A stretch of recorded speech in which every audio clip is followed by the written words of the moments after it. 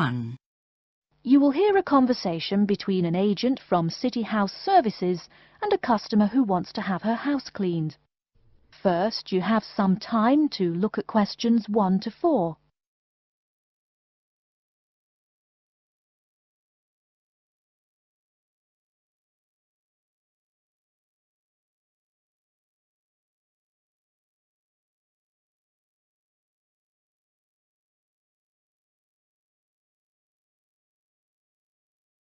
Listen carefully and answer questions 1 to 4. Good morning, City House Services. How may I help you? Good morning. I'd like to arrange to have my house cleaned. Certainly. I just need to ask a few questions. First, could I take your name? Yes, it's Barbara Hill. Thank you. Next, is your house in London? Yes, it's in Kingston in southwest London. Okay, southwest London, and, what's the postcode? SW105. And what is the square footage and what rooms will be cleaning? The whole house is 268 square feet, and there is no need to clean all the rooms. I only want to have my bedrooms cleaned. Okay. How many bedrooms does the house have? 3 bedrooms. Oh no, sorry, we used to have 3 bedrooms, but we only have 2 bedrooms now. Are those single bedrooms or doubles? Doubles. Fine, 2 doubles. There's one more room which needs cleaning. It was used as a bedroom before, and now we have converted it into an office. I understand. 3 rooms have got to be cleaned. And are all of those rooms upstairs? Yes. Then downstairs we have a kitchen diner, conservatory and lounge. The kitchen diner is quite large and has the usual equipment: cooker with oven, refrigerator, cupboards and worktops. The conservatory has a lot of plants, but there's no need to take care of them. The lounge has a leather 3-piece suite and a large coffee table. Thank you. And do you keep any pets? Yeah, I really love keeping them. I've got 2 dogs and 3 cats. Okay, then if our staff come over to offer the service, please take your pets away. Have you looked at our service packages? Yes, I have one in front of me. Excellent. Before you hear the rest of the conversation, you have some time to look at questions 5 to 10.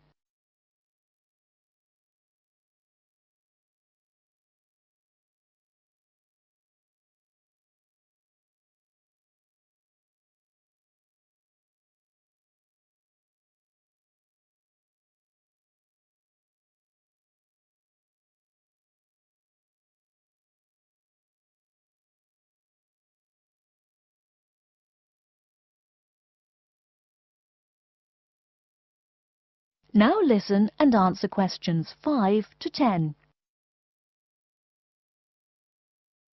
Any extra services you need? Switching bed linen, work in the garden, clean the glass in the conservatory, that kind of thing? No. Actually, replacing the bed linen, yeah, that would be good. No problem. I'll just make a note of that. How about curtains, mats and carpets? What would you like us to do with those items? The curtains. I'll have to think about that. I think we should have the carpets cleaned really well every quarter.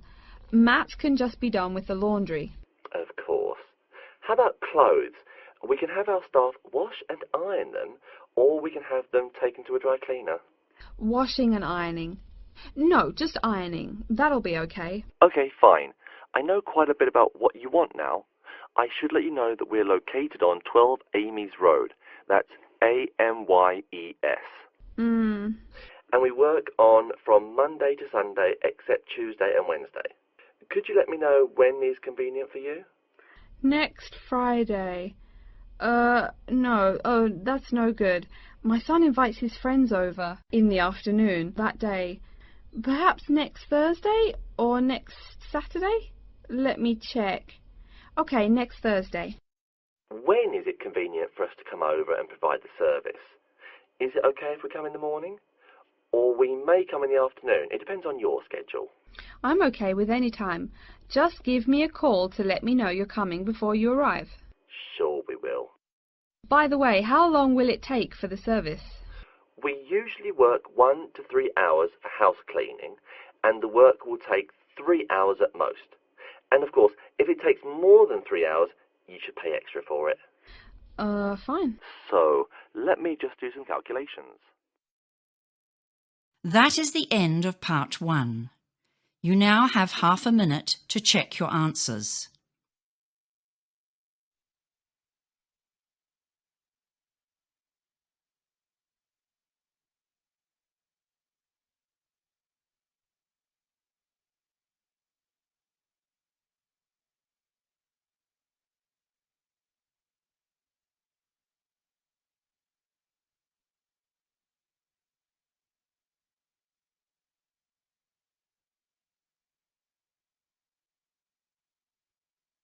Now turn to part 2. Part 2. You'll hear a talk by a security worker from Sydney Airport who is introducing the day-to-day operations of the Australian Quarantine Service. First, you have some time to look at questions 11 to 17.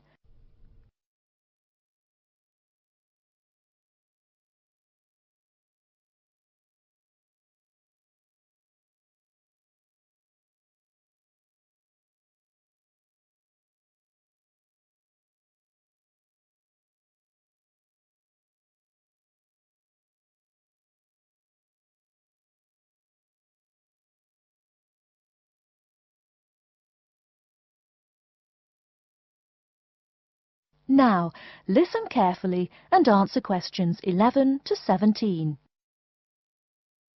Hi everyone and welcome to Sydney Airport. Today I'll be giving you the inside information on the day-to-day operations of the Australian Quarantine Service here. We hope to provide you with a better understanding of why such heavy security regulations are necessary by educating you on how we operate and why we do the things we do. We're not here to try to persuade you to fly through Sydney Airport, though we hope you'll find your experience relatively stress-free and comfortable. First things first, our personnel. Can anyone guess how many people work at Sydney Airport? We have 200 alone working in Terminal 2, so can you guess how many in the whole airport? I heard someone say 360. That's getting closer. What? Did someone say 2,000? That's way too high. Sydney Airport actually employs 440 people. A lot, right? And about half of those employees work in security-related matters. Moving on to our not-so-human employees, let's come and see our favourite pooch, Milton.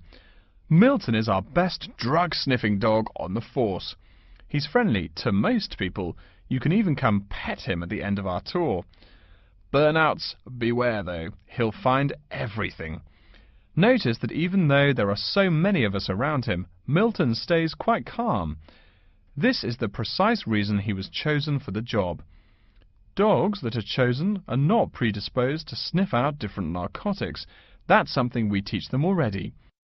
So here's a part of the airport most people never notice, the cargo transport terminal. This is where packages are shipped to and from. Normally we ship around 4,400 packages per month. In this airport alone, over 52,000 packages were shipped in and out over the past year. We ship to and from 170 different countries. Not bad, eh? Probably it will go up to over 72,000 packages this year. And despite over 100 flights in and out of here daily, the number of lost or delayed packages is impressively low. If you send your package through here, rest assured we'll get it where it's going. Let's move on to the area most of us are familiar with, the passenger terminals. In order to be allowed into this area, you must pass through security with your ticket and, if you're travelling internationally, your passport. If you're travelling domestically, you just need a legal form of ID. If you don't have those, you will not be allowed to pass through security and board your flight. During the security scan, your carry-on items will be checked for dangerous items such as weapons, sharp objects and liquids that exceed our specified limit. If you attempt to pass any of the prohibited items on this list posted at the entrance, you are still allowed to board the plane, but you'll be given a warning and your item will be confiscated. Don't worry, we will not arrest you for having too much shampoo in your bag or anything like that. We also search your carry-ons and parcels for any perishable items. We prohibit the transportation of local vegetation and prohibit parcels containing any insects in them. You may or may not have learnt about this in biology class, but when some plants are introduced to a new environment, they spread wildly and wipe out the current species around it. It is important to control the introduction of new plants into an ecosystem, so we must prohibit the transport of any fertile seeds. So what happens to parcels containing possibly suspicious items? It's of course something we do not take lightly here. If an object passes through the scanner that appears suspicious in any way, it is separated out for manual search by a member of our trained security personnel. If an illegal plant or simple sharp object like a pocket knife is found, it is simply disposed of in our biohazard waste containers, and the package itself is returned to the sender, or passenger if it is for a passenger flight. More serious weapons are reported to higher authorities for investigation. Before you hear the rest of the talk, you have some time to look at questions 18 to 20.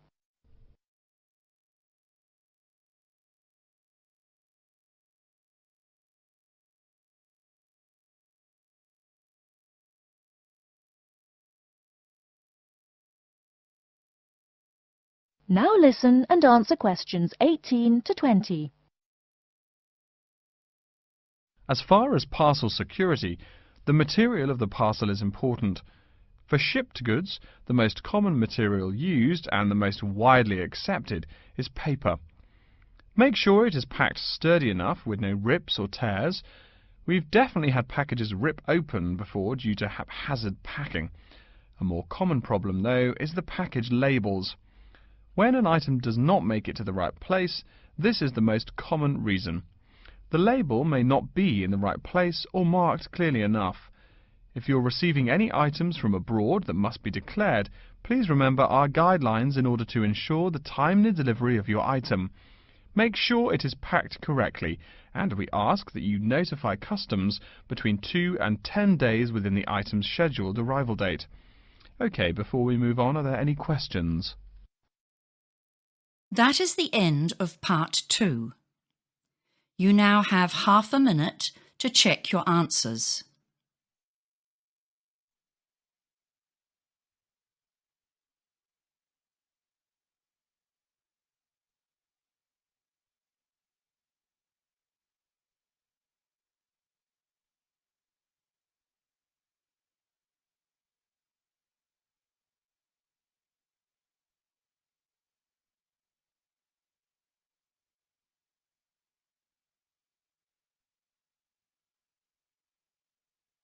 Now turn to part 3. Part 3. You will hear a librarian called Adam Smith talking to the students about how to use the facilities in the library. First, you have some time to look at questions 21 to 26.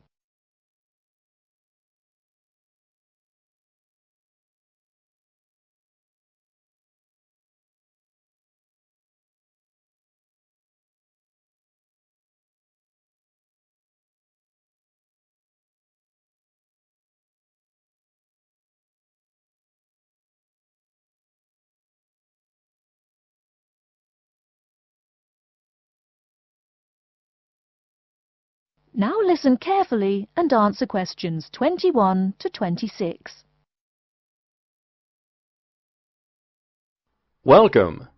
Please come in and gather over here around the tables. My name is Adam Smith, and I'm the librarian here. I'll show you around today and explain how to use these facilities. Hopefully, when I'm done with it, you'll know the ropes. And please feel free to let me know of any questions or concerns that you may have. Now we're at the gate of the library. Upon entering into the door, you'll find that the restrooms are on your left-hand side, and opposite them is a photocopy room. Many of you are wondering about the check-in and check-out process. What you have to do is go to the circulation desk, which is to the east of the photocopy room. The reading room is a really large area in the center of the library, just to the north of the circulation desk. I'm sure you won't miss it. If you're here to do research, this is where you should bring books to look through. However, if you're here to do any group projects or other interactive activities, I advise you to use one of the study rooms, which are just to the east of the reading room. Moving on to the southeast corner, we have the periodical section, just next to the study rooms. We have a collection of different newspapers and magazines in this section. You can get last week's weather reports or all the top stories 5 years ago. Our periodicals can be traced back 20 years to the time when our school library was built. Our first question. Yes. Can we check out magazines from the library? I'm sorry, but you cannot take any periodicals out of the library. You're welcome to read them for as long as you want while you're here, but you cannot check them out. I wonder if there is any place where we can get some food in the library. Do we have a store here? Of course. The Food Service Center is just meters away from the study rooms. It's on the northeast corner as you look at the map. The Food Service Center offers different kinds of snacks, though it's not big. Well, moving on along to the west, you will find the Video Resource Center on your right hand. We have educational videos and documentaries, as well as major motion pictures. We ask that you pay attention to the tag on the video that you pick up, as many of our documentaries are for on-site viewing only and may not be taken out of the library. To the west of the Video Resource Center is our satellite TV station. Here we stream the news from Channel 19 for most of the day. How many channels does it have? It does have nearly 200 channels, but we generally will give top priority to channels with some big events, like presidential addresses or other breaking news. During the coverage of the presidential debate, students will take a break from studying and flock to watch it. Last, but perhaps most important, is the inquiry desk. It's just on the left-hand side when you walk into the library, so it's impossible to miss it. If you have any questions about how to use equipment or where to find something, come and ask the assistant. Don't be shy, because that's what they're here for. Before you hear the rest of the talk, you have some time to look at questions 27 to 30.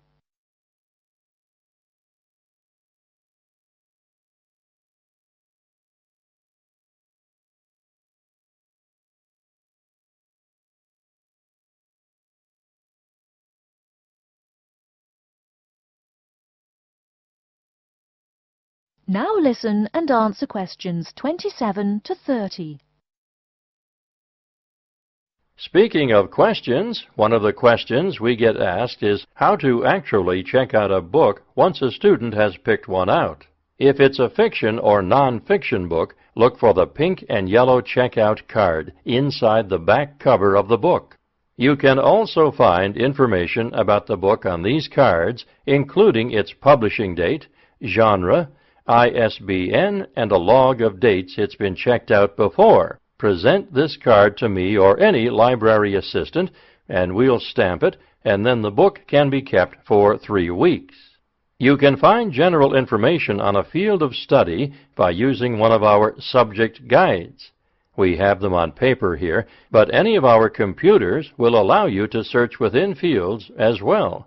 What if the library doesn't have a resource we're looking for? Great question. I'm going to address that. Our library is a network with a number of other universities in the area. So if there is something you're looking for and it's available somewhere in the area, we'll be able to get it for you. However, there are universities which are not part of the network, so we do not share resources with them. If you want more information about the library and its resources, you'll find it in a labeled blue folder on my desk in the Enquiry section. Okay, so that's a lot of information all at once, and I don't expect you to remember it all. The most important thing is please be respectful of the staff, and if you need help with anything at all, come and ask me or one of the assistants. All right, any questions? That is the end of part 3. You now have half a minute to check your answers.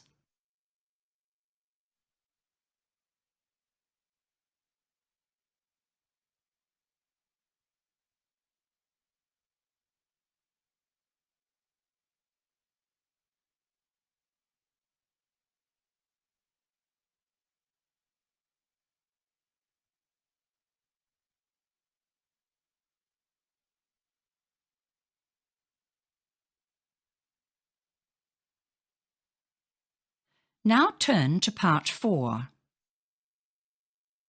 Part 4.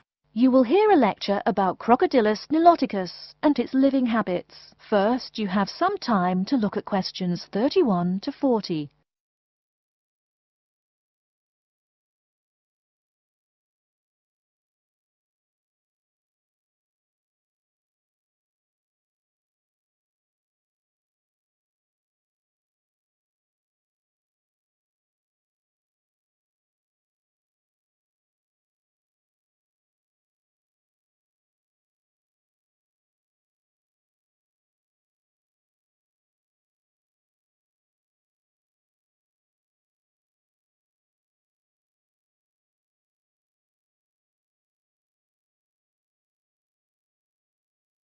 Now listen carefully and answer questions 31 to 40.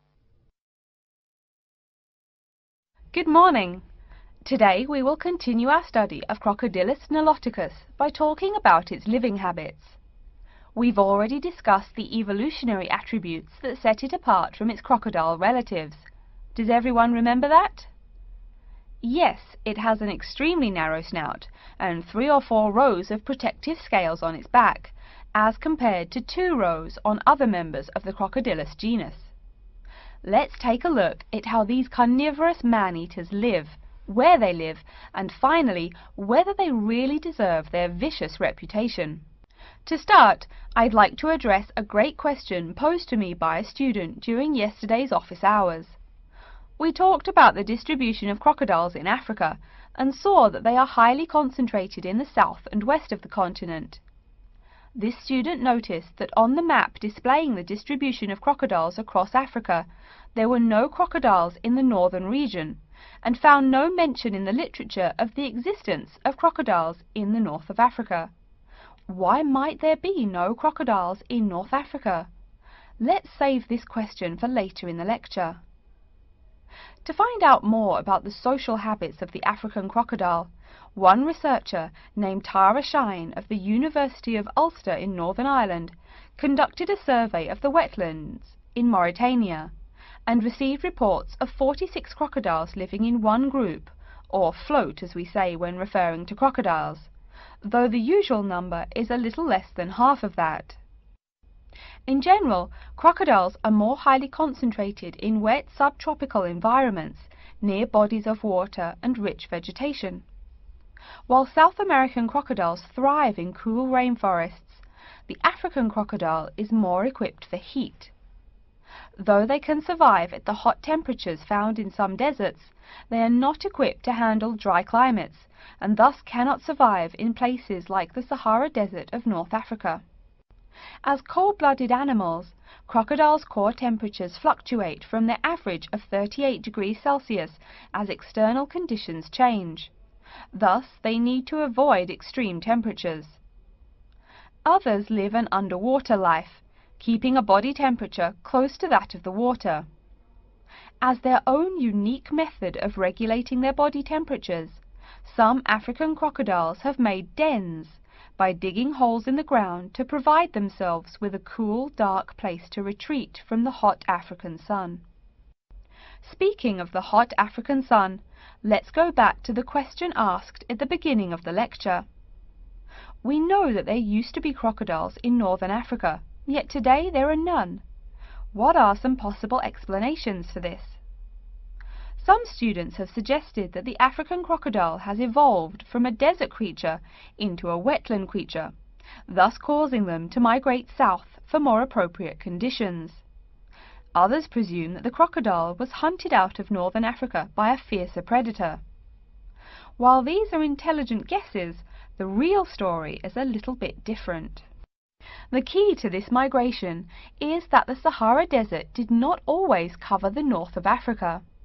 About 8,000 years ago, the land was fertile wetlands, perfect for breeding crocodiles. Over time, though, the area dried out and the wetland slowly turned to desert, leading the African crocodile to migrate south to the marshlands they call home today. Some crocodiles did, however, adapt to living in dry conditions. In Mauritania, some crocodiles have learned to survive in an area where they can go up to 8 months with no water, by spending the driest of times in what's called a torpor, or short period of hibernation. To utilize every bit of rainfall, these desert crocodiles dig underground caves that collect runoff, thus staying cool and hydrated. During the mating period in November and December, males attract females to their viciously protected territory through a number of behaviors that range from snapping their jaws all the way to sending infrasonic pulses through the water. Afterwards, the female digs a hole up to 60 centimeters in depth to store the eggs for an 80-day incubation period. The female protects these eggs during the period, and sometimes even helps crack the eggs with her snout at the end.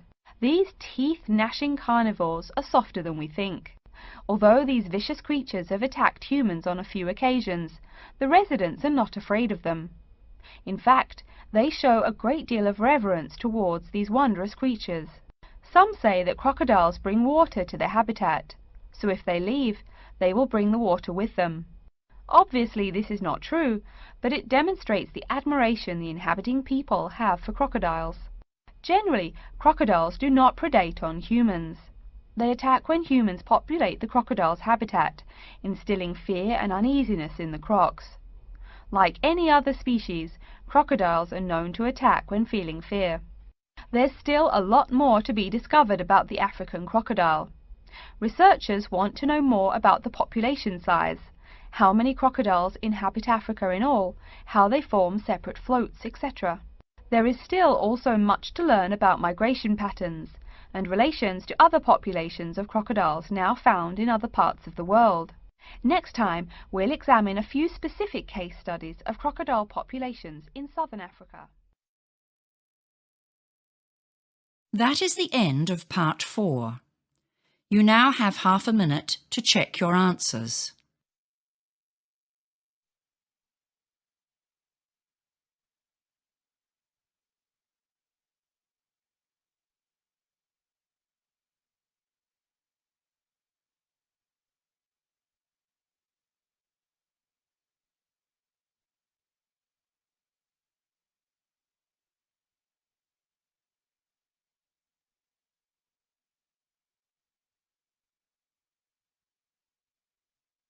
That is the end of the listening test. You now have 10 minutes to transfer your answers.